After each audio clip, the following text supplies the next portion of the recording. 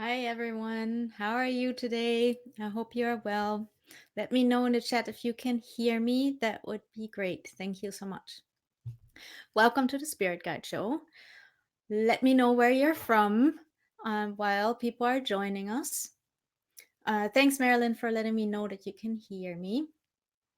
This week we're going to do a full episode just on Q&As because usually people have lots and lots of questions about spirit guides. But as always, before we start, let me introduce myself in case you don't know me yet. My name is Yamile Yemoonyah, and I'm a spirit guide medium. And also a Hay House author. I'm currently writing my book on spirit guides. It will be out next year. And you can find me at thespiritguidemedium.com. And I'll post that in the chat in case someone hasn't seen my website yet.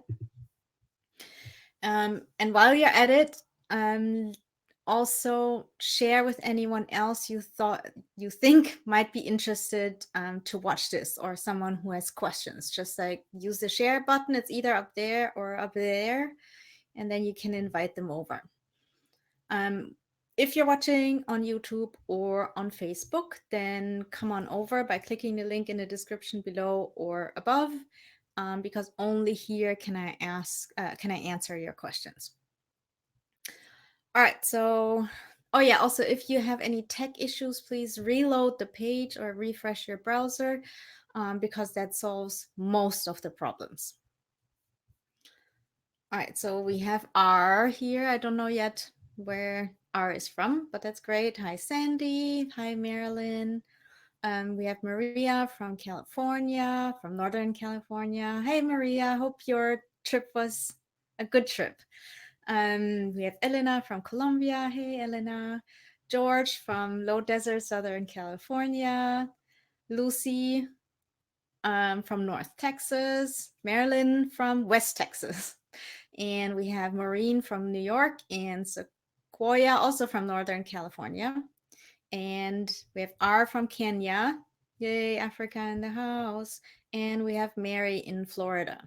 Awesome. Welcome, everyone. I'm happy you're here, and I hope you have lots of questions. Start thinking about what you want to ask me. Because you can ask me right now. So if you have any questions, I think we're not too many people today. Sometimes it's like too many people to use the chat, but feel free today to just plop your question in the chat or in the ask a question section. Both is fine. Totally fine. So let's see. Okay, we have 2 questions already in the ask a question section. All right, R asks, how can I know for sure if I am getting guidance? And what would you say about seeing repeating numbers? So question number 1, how can you know for sure? That's a very loaded question. I know it seems very simple question, but in reality it isn't, because the question is really, when you think about it, your question is what is real and what isn't real. So I'm guessing that you sometimes think that maybe you have guidance, and sometimes your ego comes in and says, well, no, you're just making it up. It's all BS. Let me know in the chat if I'm right. The thing is, especially if you live influenced by Western culture, by the scientific rational mind, then we are taught that only some things are real and some are not, and you have to decide, like, basically every day, this is real, this isn't real, and what's not real is just like, forget about it. It's you made it up. It's imagination. It's not important. But the thing is, like, everything is real if you think about it. Like, a thought doesn't have a form. We can't touch it. We can't like bite it. But it's still real because it has an influence on your life and on your personality and your emotions. So it's a real thing, right? And so now, how do we make the distinction between, like, do I get guidance or am I making it up? For me, the question, or for me, the answer is really, does it have a positive impact on your life? That's for me the only question that you have to ask. If you have these experiences, and you say in the chat that you have, if you have experiences, then think about it. Does it have a positive influence on your life? If so, then stick with it. And just for now, don't put it in the like it's real or it's not real bucket, but put it in a maybe bucket. Maybe this is real. Just keep it open and then work with it. See like if you can get a response. Like for example, one meditation that is often taught in spiritualism, which is a Christian religion that works with the belief that spirits are real, that when we die we go to another world and we can still communicate. So they have this meditation that they teach mediums in training. So basically you sit, you close your eyes, you quiet your mind, you take a few deep breaths. And then what I do is like I connect to the earth, I connect to the universe, and then you focus either on your third chakra or on your heart chakra. That's different with every teacher, but just focus on either of those. Try both, see what works for you. I do the third chakra, some people prefer the heart chakra. So focus on that, and then feel like a spark in there, a light spark, or a kind of like a power center. You can visualize it as a little sun that sits there, or a star. Well, the sun is a star. And then just visualize that light going brighter and expanding, and then visualize it becoming big enough for you to like sit in a cocoon of light.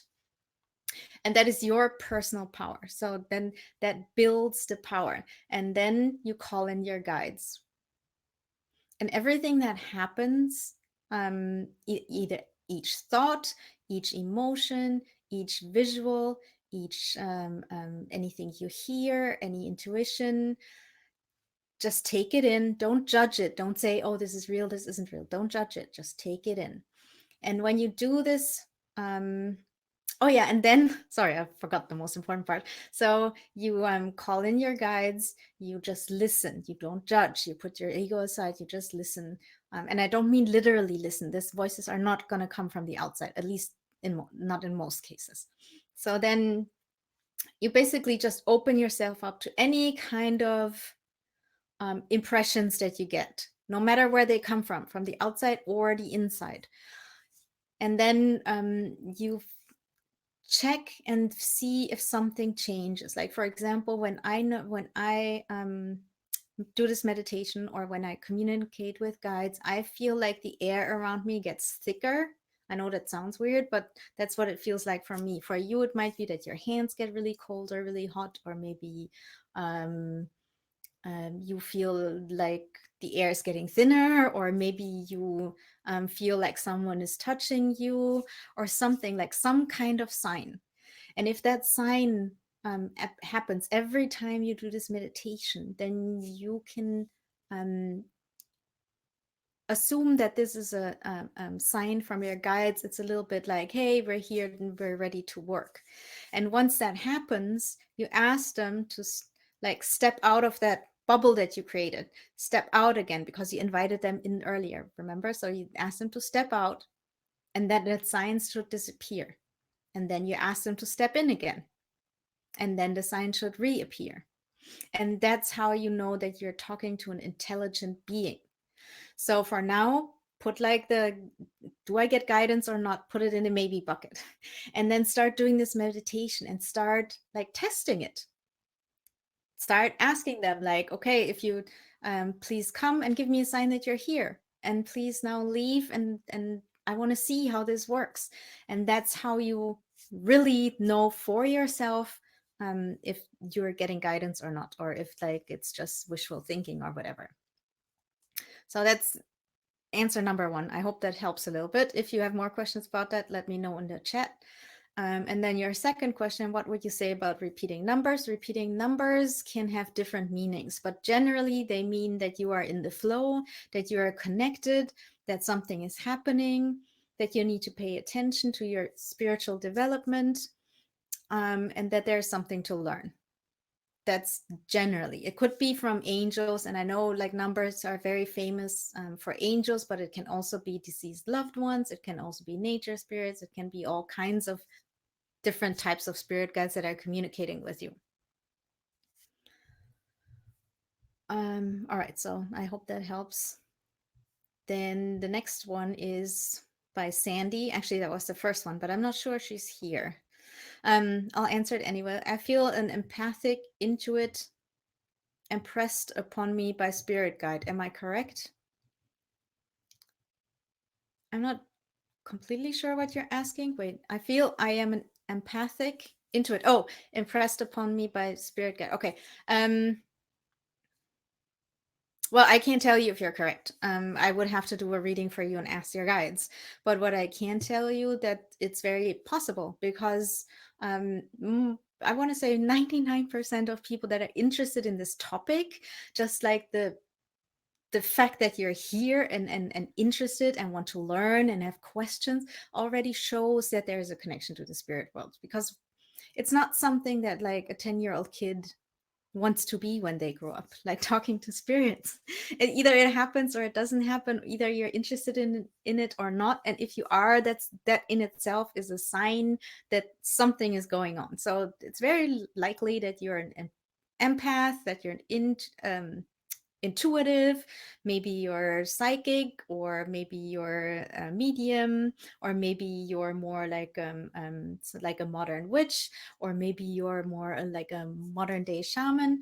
um, there is something there, and follow it. Trust your own intuition. Always trust your own intuition. That's the main important part. And no matter what anyone says, if you feel in your heart of hearts that you have an intuitive ability and you want to develop that and help other people with it, be it just like family and friends or on a bigger level, then trust yourself and go with that. You don't have to like you don't have to quit your job just now, or you don't have to move countries or anything like that crazy. Just like take one step at a time. If you're interested in tarot cards, go buy some, use them for yourself, take a tarot card every day, use them on your friends, your family, and see what happens. Take one little step at a time. All right, next question comes from Lucy, and she asks, my question is about whether I am a witch, shaman, something else, or a combination of things. Right. Awesome. We just talked about it a little bit. Let me think about this for a second. I have a whole episode on this. So let me give you like the link to my channel, and you just have to like go through the different shows and find the one that's about this. I don't remember the exact title right now, but hold on.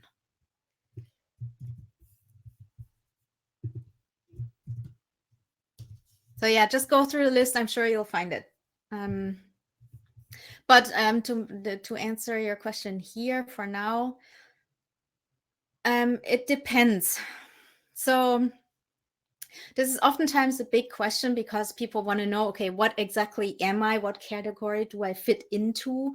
Because then they think, okay, then I know where I have to go. It's like these different paths, and you're standing there and like, oh, I don't know where to go.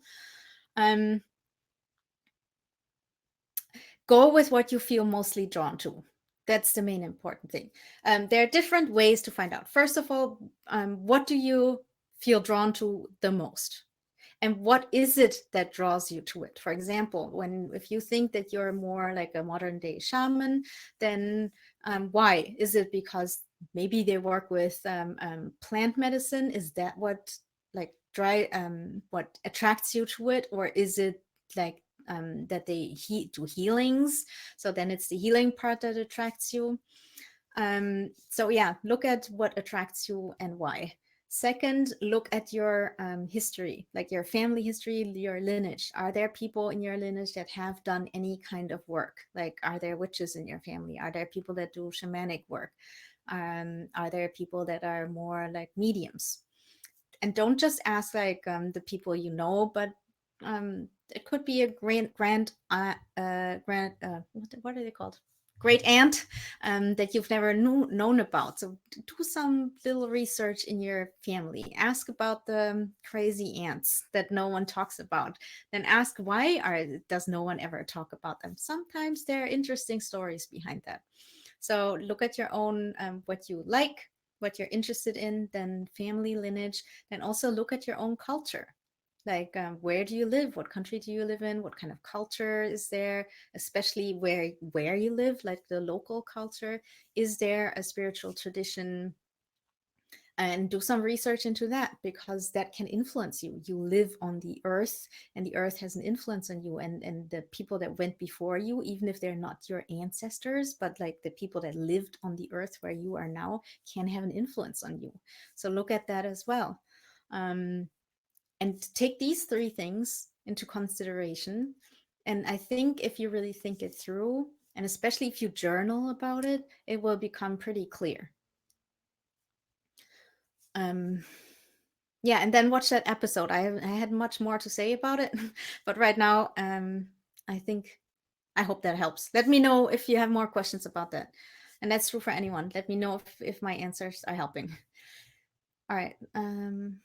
Oh yeah, and you can also be a combination, obviously. Like I'm a little bit of a combination. I call myself a spirit guide medium, but that's mostly because I needed to call myself something. I'm not a classical medium. I can talk to the dead, but it usually happens when they come through as a spirit guide. Um, Otherwise, I have like nature spirits and deities and all kinds of beings that showed up. And sometimes, like with me, you don't fit into any of these categories, but that doesn't mean that you can't study them, because they can help you. Like I just said, I studied and still study spiritualism, even though I don't agree with their entire belief system. And I don't follow the religious part of it, but I do learn from them, like their techniques, how to connect with spirits, how to connect with spirit guides. How do I do a reading? How do I do readings for a big audience? All these kinds of things you can learn from spiritualists, because they want to train new mediums.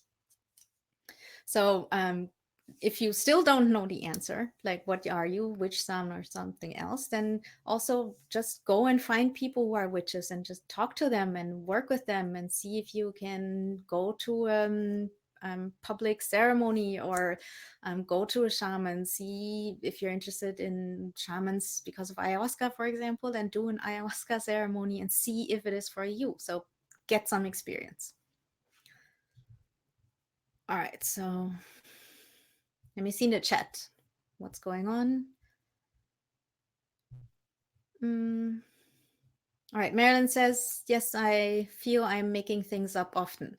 Yes, listen, this is totally normal. Like there will never be a time that you never feel like it. At least I sometimes feel like it, and every other person that I know that does this kind of work also has it from time to time. That's just normal. What I do to reduce that is, like, first of all, I meditate. For example, before I do a reading with a client, I meditate and calm my mind down, and then I visualize myself becoming like really small, and then I visualize that a little door opens in the back of my head, and that I walk out of my head so that it's free for spirit to just flow through without my ego being in the way. That helps me. And I once gave the same tip to someone else at a workshop, and it helped her too. So try it. Maybe it works for you too. And then the second thing I do is just basically I ignore that voice. I just ignore it. Like when I do readings or whatever, it's all that, it's my ego is there just like everyone else's, and it says you're making this up. This is total BS. Um, that the client is never going to be happy about this. La la la la la la la. You're not good enough. You're not la la la. Whatever. We all have that, but just ignore it. Learn to like put it to the side and tell it, listen, I understand that you are just here to help me, and you want to keep me safe, and you want to make sure that I don't end up in the insane asylum, and I thank you for that, but right now I can't. I have to focus, and we'll deal with it later. So these are the two tips that I have for when you think you're making things up. And then also, of course, you can ask your spirit guides for confirmation. Like if you're not sure, ask your guide for a sign. Tell them what kind of sign you want. If you want to see 3 feathers, ask for 3 feathers, but then also be open to it. All right, so let's see. You're welcome, R. I hope it helps. Maria says, I just had a dream that I was teaching in a classroom, number 16C. I looked to the tarot and it is the Tower card, a card of transformation. It speaks to my current life and teaching I can offer others. Still working on the C? Oh, the C. Awesome. Yes, dreams are great for communicating with your guides as well. You can totally ask them for something and then have them answer you in your dream. Ask them to come into your dream. For some people, that works really well. Marilyn says, somehow I lost sound. I'm trying to reload page on my cell phone if I can figure out how. Guys, can you still hear me? Let me know, please. Okay, great. Okay, thanks. Yeah, I would love to give you some tips, Marilyn, but you can't hear me, so that's not going to help much. Can someone maybe type in the chat and let her know to just like log out and log in again? That might help on her phone. Thank you.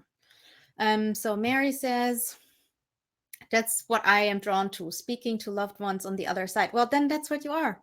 That's it. Then you're a medium. And go take some medium classes, because even if like you've always done it since you can think, it's still useful to hear what others have to say, what others have to teach, how others have been doing it. And you don't have to reinvent the wheel. Even if you just go and learn how to do a reading, how to deal with, for example, people that come to you with serious problems, because this is like, as a medium, you do healing. And it's important to know how to deal with people, for example. And all these kinds of things you can learn. Oh, the chat just froze. Where are you guys? Right, okay, there we are. Lucy says, thank you, I understand your answer deeply. Awesome. 16C is the 3rd letter. Investigate that for the meaning that is yours, not trying to step on toes. No, totally fine. That's great. Yeah, C could be the 3rd, 3.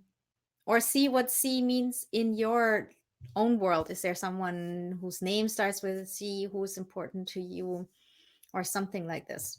Could also stand for 3, like 3rd level. I don't know, like think about the symbolism. All right, so Sequoia says there was a button I had to click to unmute. Oh, okay. Awesome. Yeah, that happens sometimes. Susan, yes, I will answer your question. Hold on. I'm doing the chat first, and then I'm going back to the question and answers. Marilyn, okay, awesome, you're back. Awesome. Maria says, Lucy, thanks. Yes, I'm on that too. It's the card of the Empress. I love doing this inner research. Yeah, me too. Mary says she has to run. Well, I hope to see you next time. Thanks for coming. All right, so back to the other part.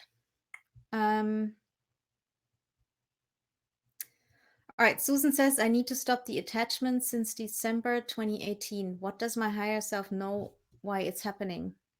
I'm not sure what you mean by attachments. Can you be more specific and let me know in the chat, please?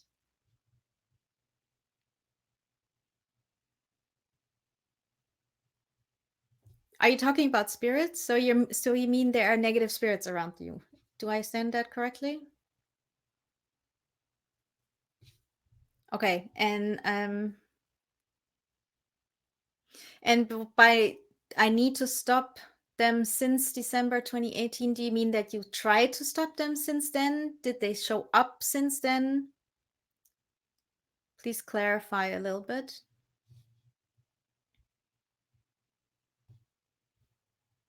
You had them removed. Okay. So I can't tell you what your higher self is saying because right now we're not doing readings, but I can give you some reasons that I found why other people had run-ins or experiences with more negative entities. In fact, I'm reading book right now, and oh, this might be a good one for you. Let me check what it's called. But this is a book about a medium who grew up and had a lot of like activity in her house ever since she could think. Since she was 3 years old, she saw spirits in the house, and they were like she saw them in 3D. She could literally touch them, and they were lining up by her bed to get her help every night. But she also had run-ins with more negative entities, and was scared for the first part of her life. Um, she later on realized that she was, and also she, for example, and this is a yeah, not so nice experience. So if you don't want to hear it, please like cover your ears or something. But she describes that when she was in high school and they had some kind of like football game or something on the field next to the school. She was there and she knew this used to be a cornfield. And when she was there, she could feel like a spirit, and she felt it as if she was that spirit, and as if she was on that field when it was still a cornfield. And she had the experience that this girl had been sexually molested. And so these kinds of experiences, but also with darker energies like shadow beings, negative shadow beings. They're also not all shadow beings are bad, but and she had experiences with that. She knew where people were buried, that were murdered, um, and she later found out that this was basically her part of her calling, because she later started working with the police and finding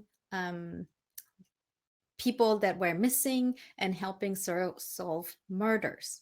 Could she have done that without like these more negative experiences? No, she couldn't have. So most people that have like these more negative experiences, there is something to it. There's some that it even though it might not be fun, but it's pointing you towards what you can do for the world. And we need these people that, for example, you could learn how to deal with it. And then you can help other people how to deal with it, because you're not the only one. That's just an example. Maybe it's something else. But what I'm trying to say is, try to see what do you learn from these experiences, and what of what you learned can you use to help others. And once you figure that out and start helping others, these experiences oftentimes like go away, or at least um, are kept to a minimum level. So now let me find that book for you. Oh, there's also another. Oh God, lots of books. Hold on, I have my Kindle here, and I'll show you. What's it called? Messenger Between Worlds by Christy. Ah, and now it's updating, of course. By Christy Robin. Wait, I can't read it even with my glasses. Hold on. Hold on. I'm trying to get to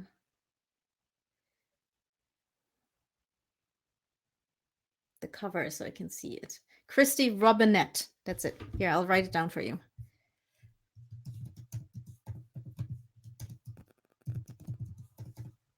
And then there's another one, and this one is also very interesting. Like this one, also like a biography of a medium, and she always saw like demons, like straight up demons. Like since she could think, she always saw demons. They were in her room at night, they were everywhere. She could see them attached to other people. And obviously that's not much fun to grow up like that. But she became someone who would do exorcisms, not in a Catholic way, not in a religious way at all, but she would like basically help people to get rid of these attachments. And so again, like the experiences that she had helped her to become the person that she is now. And let me figure out what her name was, if I can find the book. Um, where is it? Oh, Sister of Darkness. That's the book title. And it's by R.H. Davis. R.H. Davis. I'll typing it in the chat. Sister of Darkness. Both are amazing books. If you are interested in mediumship at all, these books are great to read. And I recommend this all the time to everyone. If you are interested in any kind of spiritual path, read the biographies of people that walked that path before you, because just reading it, first of all, it's super interesting and super fun, and second of all, looking at other people's lives and their paths helps you to explain things that are happening to you as well, and it helps to not feel alone. It helps to feel part of a tribe. It helps you to see that it's a gift and not a curse. No matter what it is, it helps you to find out what you can do with it and to help your purpose. So read these books. All right. I hope this helps. Let me know.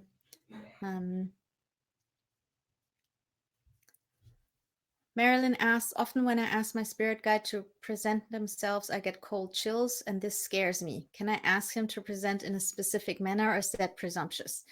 No, it's not presumptuous at all. You can totally try, or you can just get over your own fear. Both are valid options.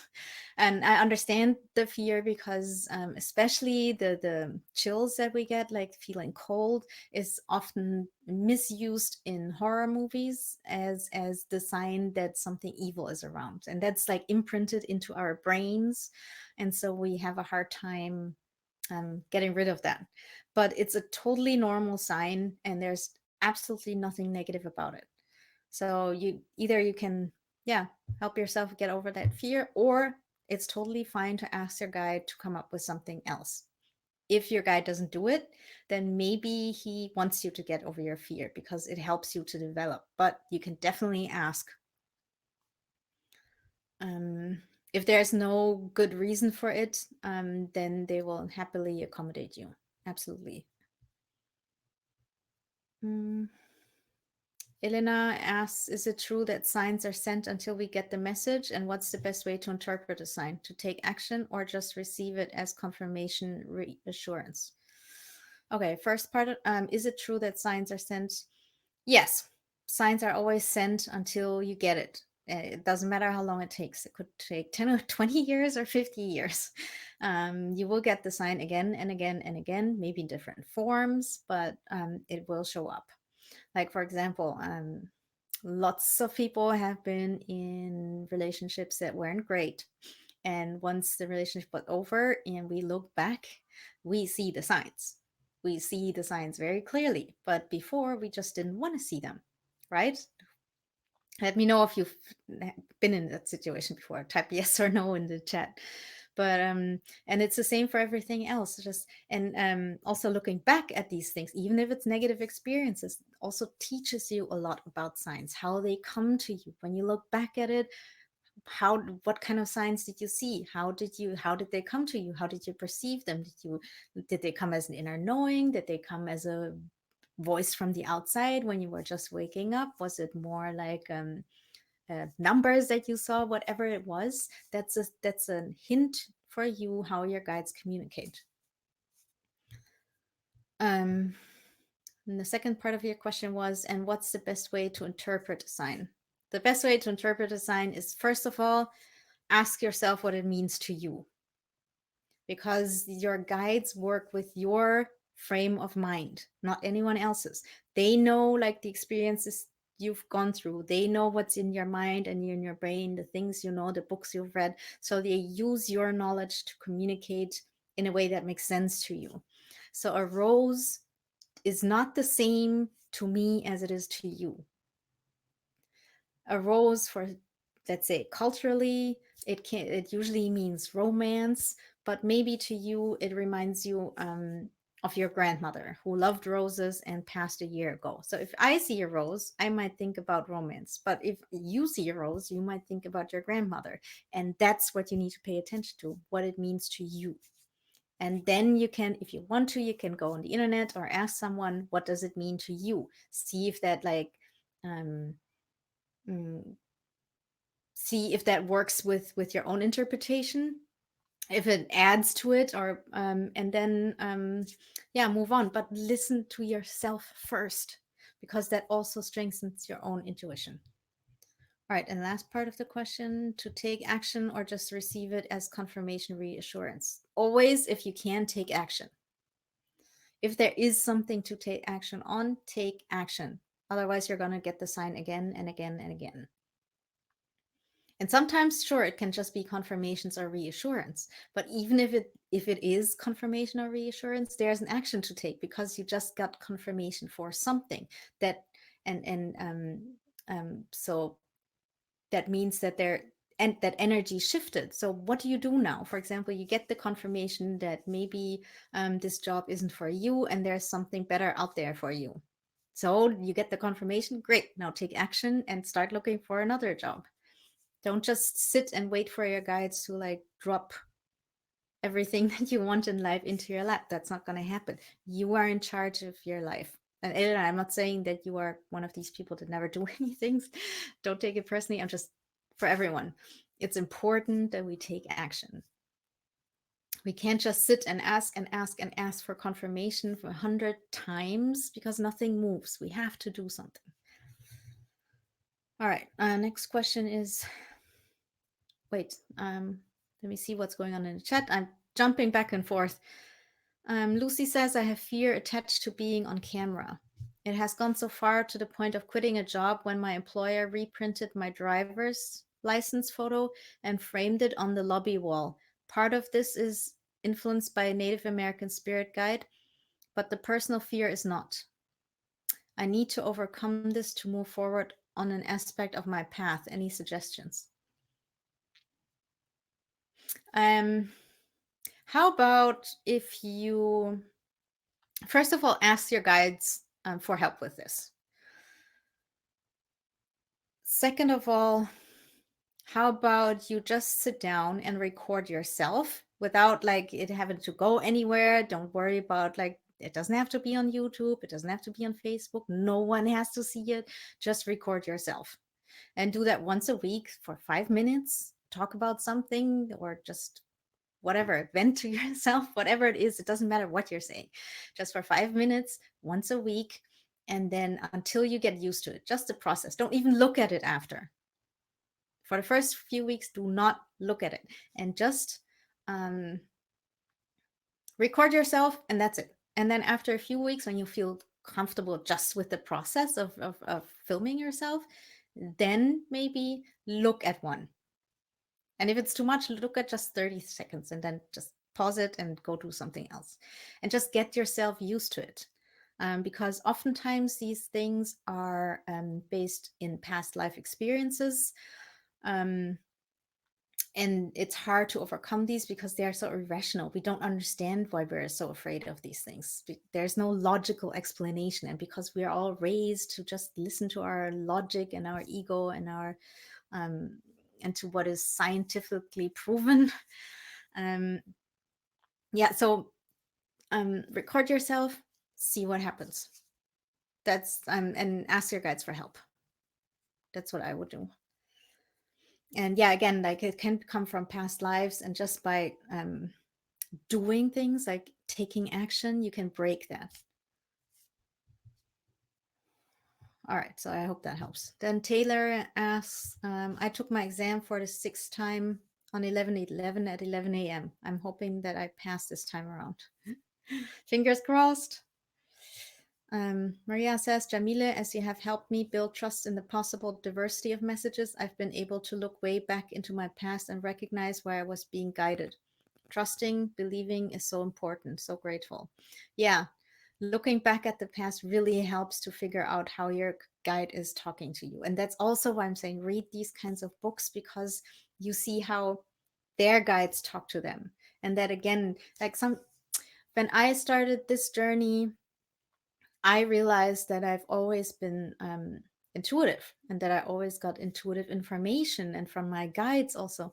I just never knew. I just thought I was making things up. Like I was, as a little girl, I was walking around with my mom and she would talk to people and I would get like information about these people. Like this person is really sad because she just had a big fight with her husband, for example. And I just thought I was making it up, or I didn't even think about it. I didn't act on it. It was just like, it was just there. Um, and only after I realized, oh, wait a minute, that was my guides and my intuition talking to me. So reading about these things in other people's books helps to figure out your own journey as well. Mm, awesome. You're welcome, Elena. Lucy says, I will do all these things. You said much of what my guide said as well and built it out further. Thank you again. You're welcome.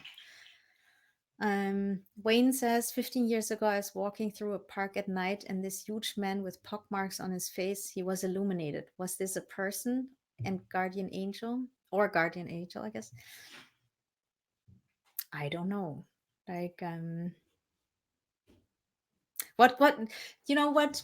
Um, to interpret these kinds of things, it's important to figure out what did it make you feel like. If it made you feel loved, comforted, if it made you feel elated, if it made you feel happy, if it made you feel like something just happened, like something positive happened, if it made you smile, then it can't be a bad thing.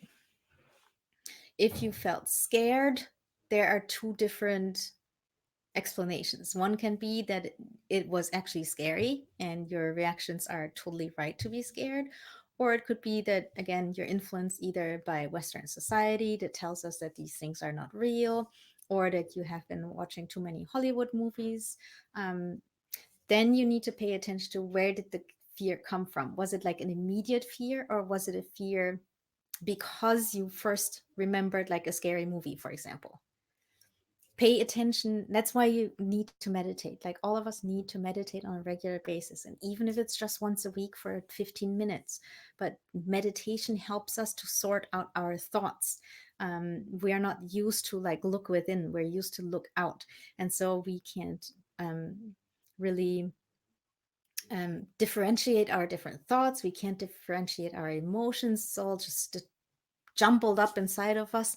And when we meditate, we learn to pay attention to our thoughts. Where do they come from? Does this thought or this emotion come from something I remember, like a scary movie? Or is this like feeling something that happened because of what's happening on the outside? Meditation helps doing that. You can clearly differentiate the individual thoughts and emotions. That's important because this kind of work is inner work. Um, But also, I want to mention that just because this man, for example, had pockmarks, which is often associated again with scary Hollywood movies, doesn't mean that it has to be a bad spirit, evil spirit, or anything like that. Not all spirits are beautiful people. So, yeah, just as an aside. Um, all right, let's go back to the question and answer section. All right, Mary says, or maybe, oh, Marie, huh? Oh, sorry, I got confused. I know I have, Mary says, I know I have some type of ability, but not sure which one. How can I know which one or if all? By testing it out.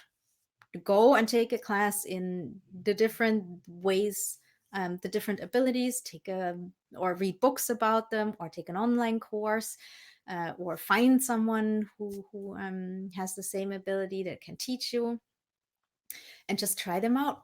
Take the one that you think at the moment that's most likely your ability, and test it out. If you think like you have the ability to do tarot cards, get a tarot card deck and get reading. If you think you might be a medium, then take a mediumship class. If you think you're ready, do a reading for a friend and just try it out. Just like if you were trying to figure out which sports you're best at. It doesn't help to just sit at home and meditate about it, even though that's also a good option, but you have to do it. Otherwise, you don't know. So that's the best answer I can give you for this. Just try it and you will know. what speaks to you and what doesn't. You will know what feels natural. Wayne asks if reincarnation is real.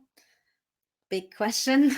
I can only tell you what I think. I think it is real. I do remember past lives. I know lots of people that know remember parts of past lives. I have a friend who remembers that before she was born, she was floating out in space, and she was told, "You have to go down now." And she was like, "Huh, where?" And then someone pointed at the Earth, and she saw like a little speck far away.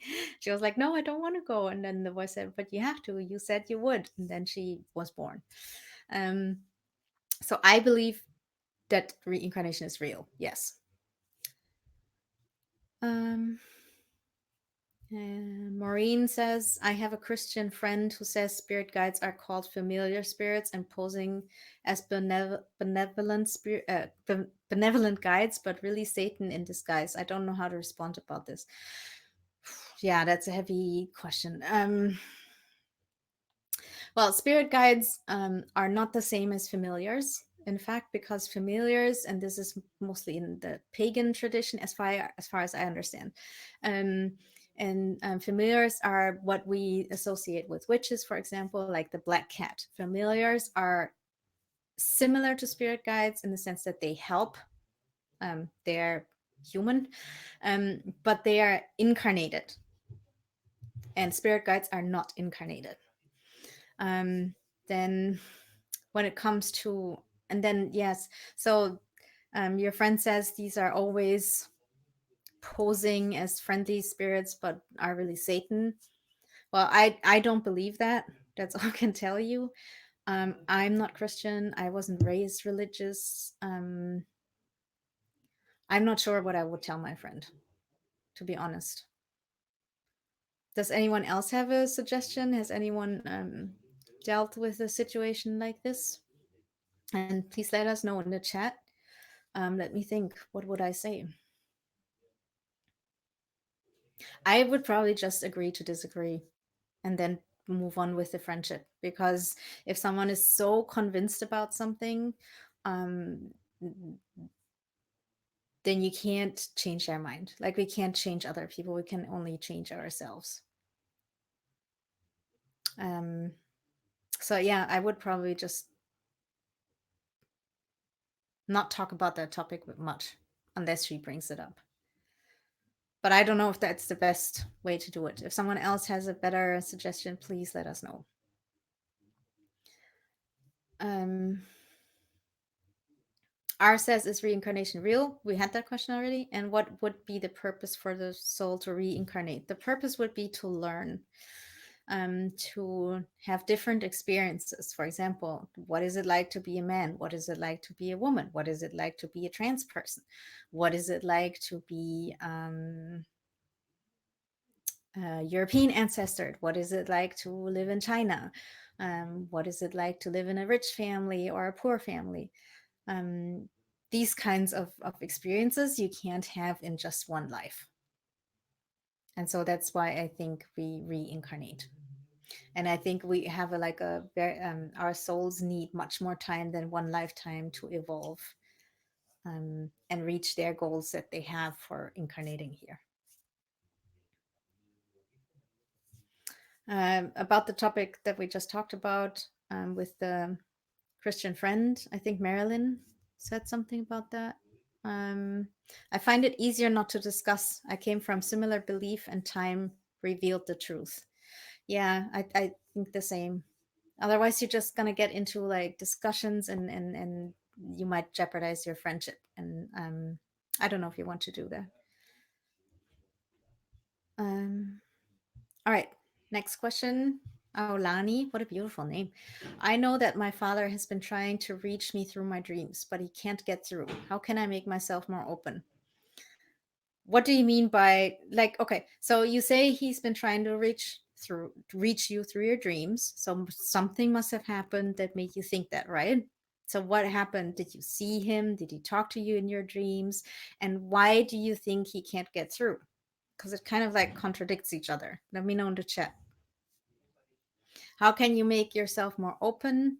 meditation. Well, first of all, raising your vibration, because our loved ones that have passed are in a dimension that has a higher frequency, and Earth has a fairly low frequency. There's nothing bad about low frequencies, just um, it's just different. Just like red and violet don't vibrate on the same frequency. That's why we see them as different colors. But there's nothing bad about um, red or anything like more good about purple.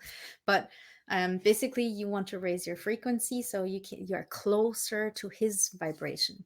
And you can raise your frequency by meditation, regular meditation, not just once, eating healthy, getting exercise, self care, um, making sure that like you are in happy relationships, um, making sure that you follow your purpose and don't do a job that you don't love, for example. Um, these kinds of things. All of that raises your vibration. And the more you do that, like the more easy it will be to communicate with the other side. Also, being in nature, being around animals, anything that makes you laugh. Laughter and love are the highest frequencies. um, a gratefulness journal, journaling in general, every night, and you can make a little list of 5 things that you're grateful for that happened that day. Oh, and there's, of course, there's a book that I have to recommend. It's by Kyle Gray, and what is it called? 111 Ways to Raise Your Vibration, I think. I think so, yeah. Here. Yeah, Kyle Gray, 111 Ways to Raise Your Vibration. And he has one that you could do every day. So maybe get that book and try it out. Hmm. Okay, Alani says, my mom talked to him through her dreams and he tried to enter my dreams, but he said I was blocked. Okay, yeah. Um, try to raise your vibration. Second, also take some classes in mediumship, even if that's not something you want to do for a living or even at all, but it's going to help you to learn how it actually works. In fact, and I forgot about that, if you look here down below, there's a green button and it says get the course here. This is for anyone who's interested. I have a course, it's called the Spirit Guide Communication Master Course. It's the recordings of a course. And you can get it here, and it will teach you how to connect and communicate with your guides. Maria, who's here today, has taken the course. Yeah, it can really help you. So, and if you don't want to take mine, that's totally fine. Take someone else's, read a book about it. There are lots of books about how to connect with your guides on Amazon, and that will help you as well because you will understand the how it works, like the technique. And that's important, just like with every other skill. You have to learn how to do it and you have to practice. Oh, Maureen says, I took it. It's fabulous. Thank you. All right, so R says, I agree with you. A lot of people's beliefs are shaped by religion in which they've grown up in, and sometimes religion does not give room for free thinking. It is branded sinful. Yes, I think religions are great generally because they help us onto our spiritual path, but sometimes they are really a little bit restricted by the people that practice them because we're people and people are not perfect, and then their fears are like woven into the religion over sometimes hundreds or thousands of years. And so we sit in this box that we call religion, and again, there's nothing wrong with religion, but then we are afraid to break out of the box because that's what we're used to, that's where we always lived. And so that can be difficult sometimes. Okay, next, Lucy says, thank you all. I have to go, but I will follow through with all your suggestions. Awesome, Lucy. Hope to see you next time. All right. Okay, Alani says, thank you for the suggestions. I'll start practicing them soon. Awesome. Let us know how it goes. Then we have Lucia says, I've been thinking about booking a private reading and would like to know how the reading happens on Skype or somewhere else. Also, can you connect to many guides or just one? I had a free reading already, so I know. All right. So you can, first of all, let me put the link in the chat. Um,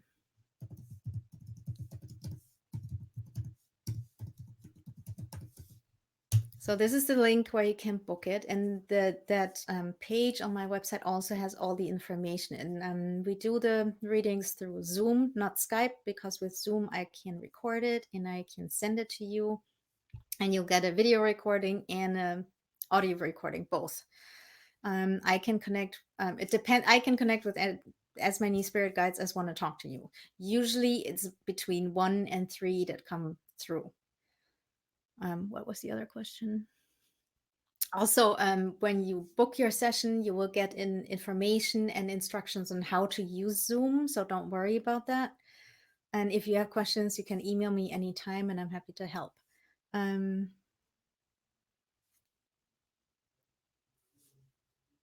Right. And so how the readings work is the first I'll do a little introduction so you know how it works, and I'll say a prayer and then we connect. And then I just let the guides do the talking.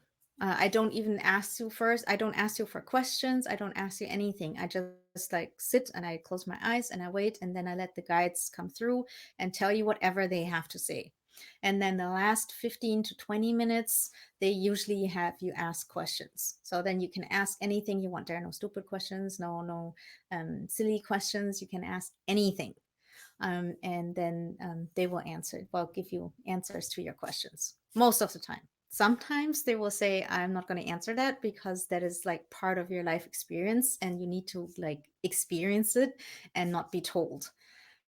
That often happens when it comes to relationships, like things like, should I break up or is this the right one? That's why the guides are often like, you need to figure that out for yourself because there's a lesson in there. All right, so let's see. Next question. I know that my father has been trying to reach. Oh, we already had that one. All right. I think we're already through the questions. Any more questions, guys? I'm happy to answer more. Let me see. I had some questions written down as well because they're often asked.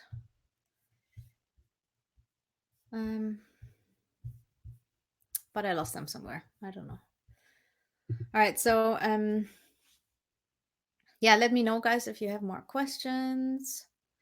Let me think. Do I have anything that I want to talk about that comes to me? Oh yeah, of course. I'm doing if you're by any chance in London next weekend, in England, I'll be speaking at a Hay House event, and this Hay House event is specifically for people of color who want to write a book or are thinking about writing a book and want to get it published traditionally, but don't have the platform. So what that means is most publishers, and this is true for anyone, obviously, not just for people of color, but if you want to write a book, the publisher wants to see that you already have an audience that you can sell to, because it's not the publisher's job to sell your book. It's just their job to publish it. So they want to see that you have an audience, and that's what they call a platform, like the audience, and you have to have like an email list with people, you have their email addresses, or you have to have a following on social media, even though they prefer the email list. It's more important. And so I'll be speaking at this Hay House event, and it will be about how to build a platform. Now, I will specifically talk about email marketing. So if that is something you're interested in, let me see if I can find the link. Yes, here it is. So, and this, I know this is like specifically for writers of color, but they're gonna do a similar event for everyone next year. So, yeah, if this isn't applicable for you, come next year. All right. And then also, I still have slots in January. So if you want a reading, now would be a good time to book it for January, because that is obviously like a great time, because then you can get um, guidance on your next year, on the new year. And we all set our goals in December, I guess, or January, some people. And if you want the help of your guides to, like, yeah, for the next year, then January is a good time to book. Oh, also, I forgot something. I can give you a coupon code so you can get 10% off. And here's the coupon code. And you use it during checkout to get the 10%. And here's the link again if anyone's interested. All right, so any more questions, guys? I think I answered them all. All right, guys, this is your chance to ask questions. So if I have anything else that I want to share with you? Oh yeah, if you're interested in numbers, and people always are interested in like these repeating numbers, um, um, Kyle Gray that I mentioned earlier, he's an angel expert, and his book is coming out on the 21st, and it's called Angel Numbers, and it's all about numbers. So it's about, like, it gives you definitions of all these numbers. And I think it's going to be a pretty good book. I love all his books. And he's a nice guy too. So I support him. But don't forget, before you look it up, first ask yourself, what does 1111 mean to me? And if nothing comes up, like, logically, feel it. What does it feel like to you to see 1111 or 2020 or 22 or whatever it is? What does it make you feel like? Does it make you feel happy? Does it make you feel like a good sign? Then that's what it is. Listen to yourself first, then look at the books or on the internet. All right.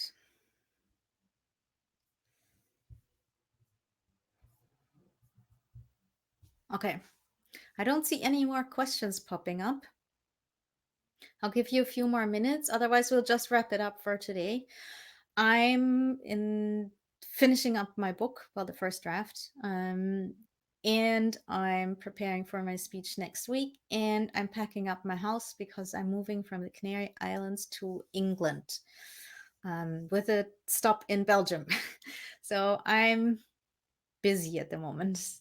That's why I didn't prepare like more lecture style show today, and I just wanted you guys to have a chance to ask questions, and then I'll get back to packing and writing and doing everything that I'm doing right now. R had another question. He said, there. Is it possible to have a close relationship with spirit guide, and how can I identify them, since you said mostly people have more than one? Yes, we all have a team of guides.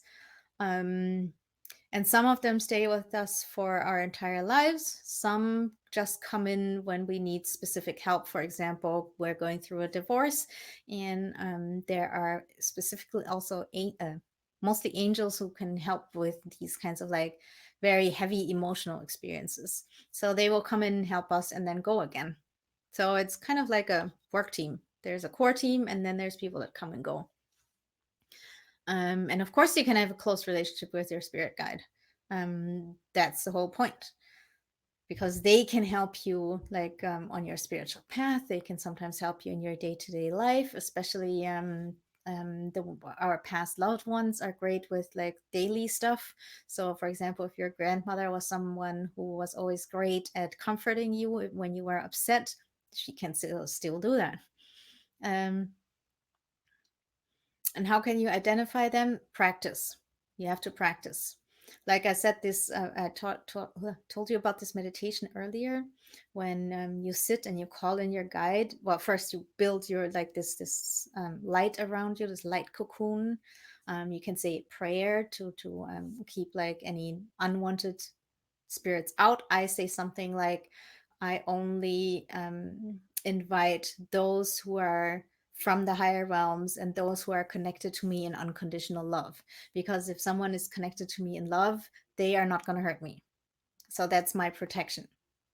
So, and then you call in your guides, and don't expect too much. Like I said, this is like a skill that you can practice. It needs time. You're not going to be a world famous ballroom dancer if you try it only once. So regular practice. And also I show this meditation like in the course again, like there's a button down there.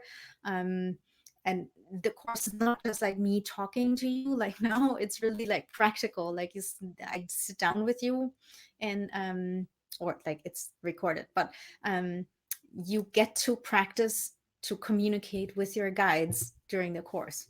And it's 5 2-hour lessons, workshops, and during each workshop there is like three meditations that you get to do, and three, well, they're not really meditations, they're um, calling in your guides basically. And so if you take the course, I will teach you how to do it, like the mechanics of it, and then you can do it on a regular basis and practice. And then you will, with time, see the differences between your guides because they have different ways of showing up. For example, I said earlier, when my guides show up, it feels, or one of my guides shows up, feels like the air gets thicker around me. But for another one, I forget who it was, but someone said earlier she gets cold, or maybe cold hands it was. So that could be another spirit guide. And then the third one might come in and you feel suddenly very elated. Or I have one, I start sitting up straighter suddenly. Um, so these different signs and the different ways they communicate with you will show you like, oh, this is a different one from this one, and it takes time, and you will get like little hints here and there. Sometimes you might see like I don't know, let's say it's an ascended master who once lived on earth, and you will see um their hairstyle, or you will see their shoes, and then you can, from the hairstyle and the shoes, you can determine, oh, they must have lived in the 1600s, for example. So that's a little sign. And then the next time you get another sign or another hint. That's a little bit detective work. It's not something you do once and that's it. It's practice. All right. So Aparna says, happy writing. Thank you. Wayne says, wow, you're on the move. Good luck. Thanks. Elena says, is it true that they tend to give space when we are awakening? In the beginning part of an awakening? I've never heard that question. Let me think about that for a sec. I think it depends. I don't think that you can make that a general rule. They might give you space because I think there are definitely times, at least in my life, that I feel them more closely than in other times. So that might be interpreted as like that they give me space. That could be. It could also be that I'm just more focused on the outside world because that's what's like asked of me at that time.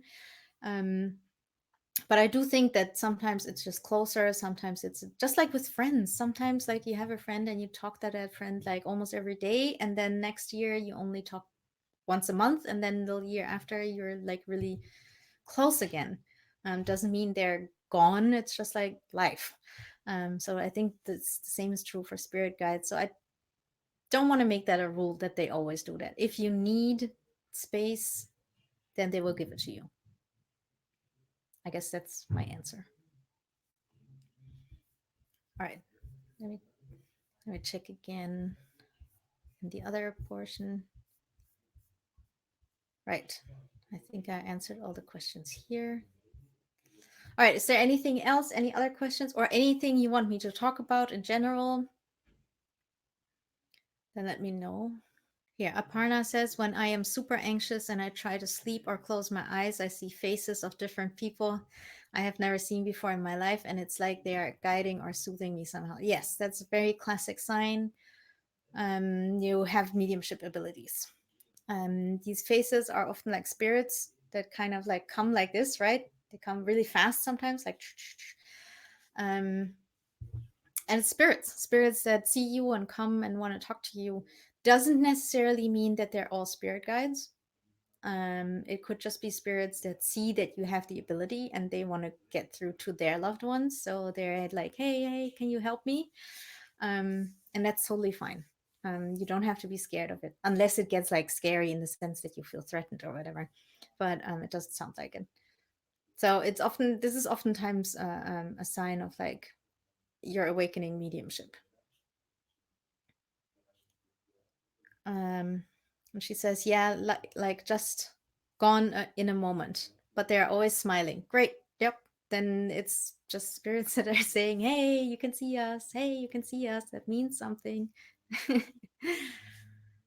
um, Autumn says, I recommend taking the course. Thanks, Autumn. So again, button down here is the course if you are interested. Aparna says, haha, thank you. Yeah, you're welcome. It's, yeah, there's a lot of spirits, even if they're not like, and I'm talking about like people that have passed, but also others, um, that want to help you, even if they don't know you. They might not be related to you. They might not have ever known you in life. They might have never, there's no connection. But because they know you're like an awakening medium, um, they just want to help. So they come and smile at you and say, hey, we're here. Um, right. So that happens a lot in mediumship workshops, by the way, especially spirits that for example, you're doing an exercise with someone in a workshop like that, um, uh, and they had like your exercise partner has a grandmother who always comes through for her, and so is knows how the process works. Not all spirits know how the process works. They have to learn it too, by the way. That's another reason why sometimes it's hard to connect, because they haven't figured it out yet. And not just like in life, some of us are naturally like and some are more quiet. The same is true for spirits, because for like dead people, they don't change just because they died. Their personality is still the same. If someone was like a more quiet reserved person in life, they're going to be a more quiet reserved person on the other side. And when I do readings and they come through, then I can tell.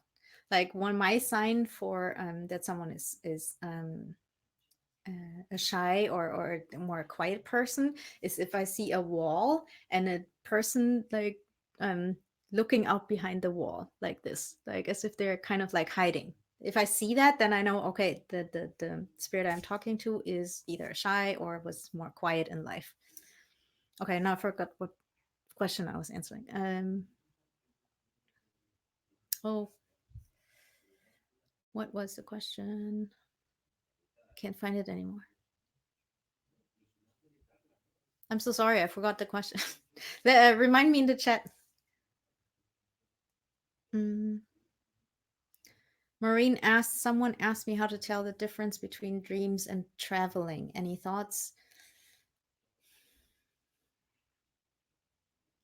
Yeah, so when you dream, it's like all you're inside yourself. If you travel, you're outside of yourself. So your spirit leaves your body and goes traveling. When you travel, you're literally outside of your body and you're in there are three different levels. Well, actually there are more levels, but there you can travel like in this on like in our 3D reality, and you can, for example, go and visit your brother and see what's on his nightstand and tell him the next day, and you will see his eyes go big. um, or you can travel, for example, into other dimensions where you see other things. But traveling is like you're out, and it often starts with sleep paralysis. A lot of people have that before they leave their body, so they feel like they can't move anymore. That's because they're half out and half in, so they are not in control fully of their bodies. But don't worry, like if you travel and something happens, like if someone touches your body, they it automatically brings your spirit back in, and it doesn't take long. It takes like this in your back, doesn't matter where you are. And dreaming is you're not going out, you're just inside yourself. Can still be a spiritual experience, but it's different. And I once I've and yes, sometimes it can seem like a dream, but it really wasn't. Mm, and you've been traveling, but it's still not the same thing. It's just that you are not fully conscious about that you're traveling. I once had an experience that I woke up in the middle of the night and I got up to go to the bathroom, or at least like leave the room, and I turn around to face the door, and I saw three aliens sitting there, and these were like classic Hollywood grays. One, I think two were standing up, and one was kneeling on one knee as if he was going to ask someone to marry him. And I say him, but it wasn't clear if they. I don't think they had a gender like we do. Um, and they were looking at me and were just as surprised as I was. I was surprised to see them. They were surprised to see me. And one of them ran over to me and touched my wrist. Um, and the next thing I knew is like I woke up in the next morning and I was like, what happened? Um, but I also realized immediately that it was not my body that had gotten up to leave the room. It was my spirit. So my astral body that had gotten up to leave the room to go traveling. And my body was still lying in bed. And the alien, the gray that came over and touched me, touched my body because he knew that if he did that, my astral body would go back into my physical body and I couldn't see them anymore. So that's how I know for sure, and that it works. Like you're back into your body like this. Um, R says, could you say something about Akashic records? I have never trained to read Akashic records, but it does happen all through spirit guides. So, spirit guides, when I do a reading for people, spirit guides will sometimes tell me about their past lives. Um, and so, the Akashic records are, they, I guess people um, compare it to a library, and every soul has a book, and that book contains everything about you, your past, your present, your future, also your purpose, and all everything about your soul. um, you could also compare it to the internet. Basically, you do an ego search, you look up your own name and you find all the information about you. That's and yeah, you can tap into that and read people's information. Obviously only do that with their permission, um, not otherwise. But so yeah, I have that experience when I do readings, not always but sometimes when it's important. And if we get information about our past lives, it's always because there's a connection to this life. Otherwise, it wouldn't be important. So, if you get like have a flash about a past life or something, ask yourself, why is this information important for this life? For example, if you are afraid of being on camera, maybe it's because you used to be a witch in a past life and it was dangerous to be known publicly. It scares you now, but that you're, because in that past life maybe you had an experience that you were um had to go to trial as a witch. Of course you don't want to be known then. You want to hide because that's obviously the best way to deal with that. So um if you learn something about your past life, it always has something to do with the present. Okay, so let's see. Aparna also says, is it possible that certain people can astral travel at a certain time and not at others? I don't know. I've never heard that before, to be honest. And I'm, like I said, I'm not an expert in astral travel. I know I've done it, but not consciously. I tried for a while to learn it, and there are ways. Again, there are books about it, and I'm sure if you Google it, there are courses and everything. Um, I tried to learn it for a while, and I want to go back to that because there were some good ways that they explained how to do it. For example, that when you fall asleep, there are certain things that you can tell yourself, and then you will visualize a ladder, and you start going up that ladder. Um, that I also know about someone who teaches how that every time you go through a door, you touch the door frame and ask yourself, "Am I dreaming or am I awake?" And you do that every door all the time because you basically teach yourself a pattern, something you do all the time. And at some point, you do it automatically. And when you do it automatically, you also do it in your sleep. And so in your sleep, you go through a door, you touch the door, you ask yourself, am I dreaming or am I awake? And then you're suddenly like, oh, I'm dreaming. And then you can start leaving your body, for example. So there are different ways to do it. But I've never heard that you can only do it at certain times and not at others. I don't know. Hmm. Maureen says, in your course, when I asked guide why we're working together, he held up a book and pointed to chapter 4. Beats me.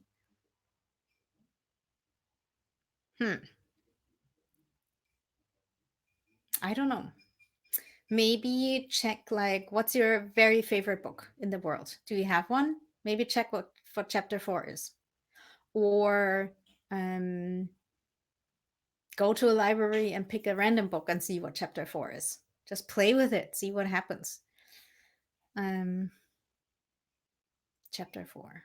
Or does chapter 4 mean something else to you? Chapter 4. I don't know what it could mean. I really don't know. But I would play with it. Just keep it in mind. Try different things. Akashic records? Maybe. Yes. I can't tell you right now. We would have to ask your guides. But sometimes like the details, we get hung up on the details, and I'm not saying this is the case, but that's another thought. Sometimes we get too hung up on the details in the visions or the answers. Maybe it's really just about the book. Maybe you're supposed to write a book. Have you ever thought about writing a book? That's another interpretation. But if you thought like Akashic records, then that's probably what it is. Go with that. Like, to read a book about it, see if it speaks to you. Maybe that's something you want to explore.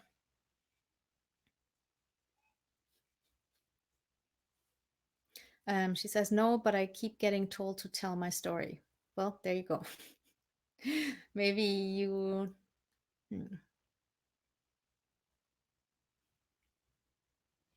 Well, maybe there's a connection. Just keep it in mind. Keep all the different things that it could be, write them down. And at some point it will become clear, I'm sure. All right, guys. Last chance to ask a question. We have a few more minutes left. If anyone has anything, now is your chance to ask.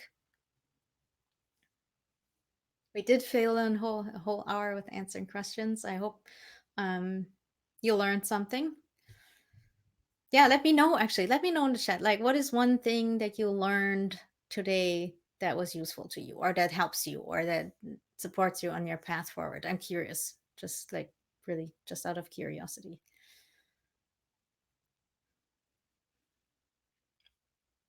Or something that you didn't know before, something that's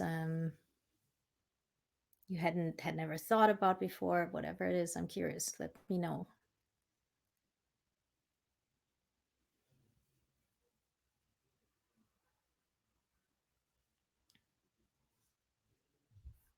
And I'm gonna scan for any last questions.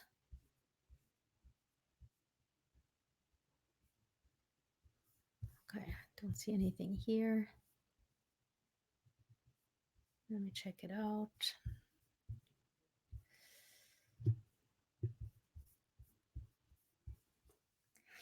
All right, well, one more time. If you're interested in a reading, here's the link.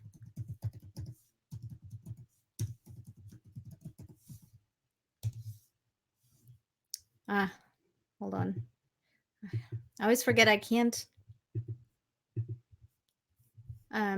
post the same comment twice, so I have to add something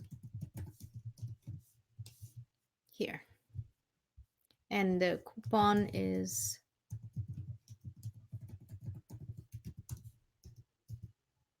oops, nope, that's not it. This is the coupon code. Use it during the checkout, and the course is over here with the green button. All right, guys. I think that's it. I don't see any other questions. All right. Well, thanks for coming. Thanks for your questions. Oh, by the way, next week I'm traveling. Actually, I'm doing my speech for that Hay House event, so I won't be doing the show. Um, but I'll see you next time. All right. Thank you guys so much for coming. See you next time. Bye.